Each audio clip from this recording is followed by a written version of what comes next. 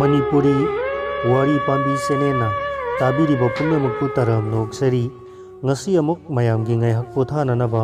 anaubo wari masa ama khodol tamjari wari masa sigi mamingna nupigi sahitya haudong lamboiba haibasini taminarasi wari masa nupigi sahitya haudong lamboiba wari masa sigi aibi sanatombi kuire kalampai khidaba ngasidi kadai dagi no humlakpa sahityagi angauba nungsit no khangde ayukta phi suringai aigi tumliba kalambu zakai hange matagum ta baikan thoga inama zandabiga makhoi ani chainabagi phajakhraba wari ama aigi thamoida liri liri humjilakhi is sidi tanja amani ne khallaga phi singdo sengboi sengdaboi thadoklaga sakhumda sangle ensang yengde chak hanna thangale khalli kari thong sige alu si hekta phut lagi safu saurai kongol prik prik kana somda aigi kokta ta baikun thoga ina mazanda biga kanna singkhainari hai aina nangi kari wathanduna nangna cinema ticket kala bazar tawduna aigi jet yolibano is nok punokse ningi thana pikanaw ama oiraga thabak mafam khuding chiphet thamlamba nupi likhai nacha sangbai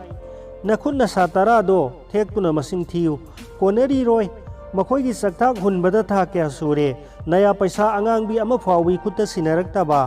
ho nupi lonba ijat laiba thana babu aikhoi di tolop su sahodrabani na ijat khai duna yolaga chajari safu sisu ngaiyak tang sida hekta patharai thangda jarage gas table mathakta lairiba chegapto paikhalli sreng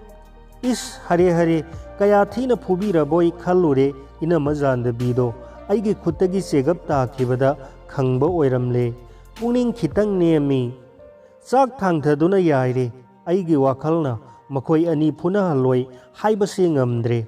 ta baikun thogi khut ina magi chin ayobini amata hanade alu phutpado saugalakpagi prik lauba makholdo ina mana mapam chalamdaigi thiramba slok to oina tarai mahapapi natudu lising tara longe harbasu lolhoro aduga h na duna sek siro ko nang ina mana mathwai saksana ngangjarambado aina tabai kunthogi kaungamdraba wahi ama oihaningbani adubu magi manada wahi singdo changsinge haibasi ya yadri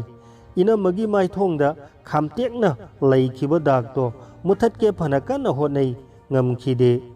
isamak nupi ama oina mana dak puraga mapamda hankhibado ai nungaijade chaktu loirabadi thidolodana lambana tatawre makhut hamlaga phambana hekta hali aina tabai kunthoga ina magado ngai haktang tumin laikho themi marak sida chakto hobe thidoklaga angang singdo kausinduna pijare nangsu chathoklodana saringai duda ensang haijilaba chakto tona aikhoi moi babana hairakpani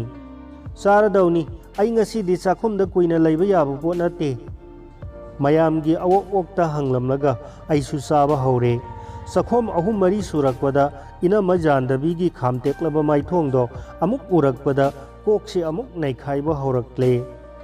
mapuroibana mirai birabi amana masa thaknabagidamak phongna kalabazar tawbagidamak lona nupi karbar tawbada halengdraba mapuroibaduna warakli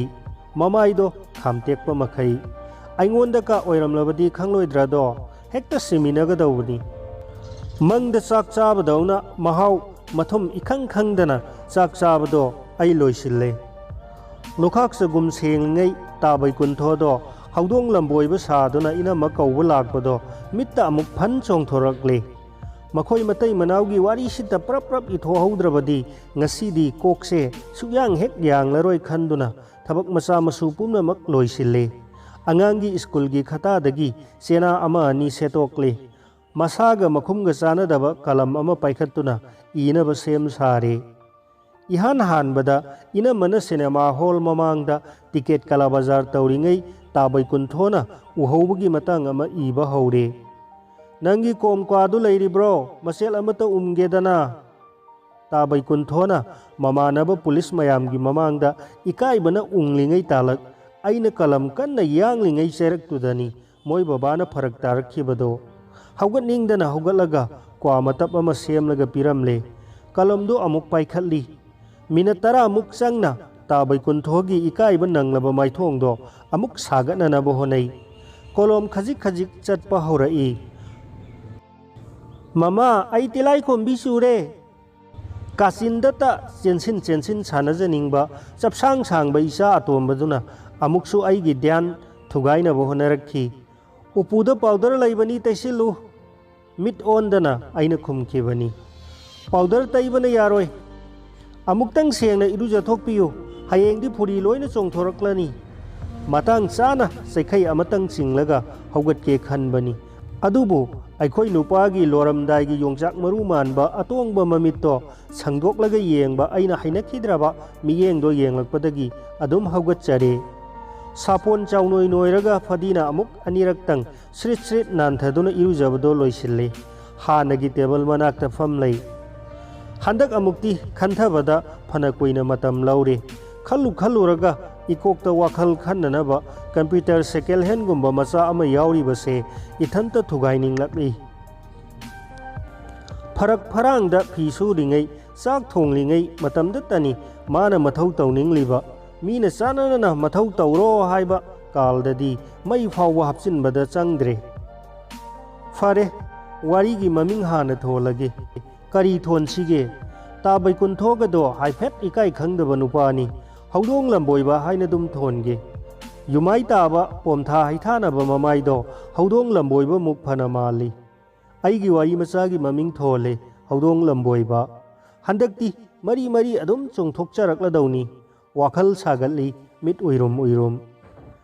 हैनौरा करिनो खरा मेलौबा मिटना सिंगनबा आइगी पुनिंगदा ओमदुना थमलिबा सावबदो मतोंग अदवाइदा चामदा मरफु तरागी चांग यौरमलगदरा खल्ली अदुबो आई ओमदुना अदुम थम्मी करीगुम्बदा चामदा चामगी चांग यौरक्तुना खंथा हौदुना पोखाइरक्कदरा पाखतचै मखुतना Lamba फंगबा pot अमगी सुनुपी फमुंगदा हौगलक्पदा तोंगदबा सेंडलदो मपाचाना लैरमदबगी सुनुपी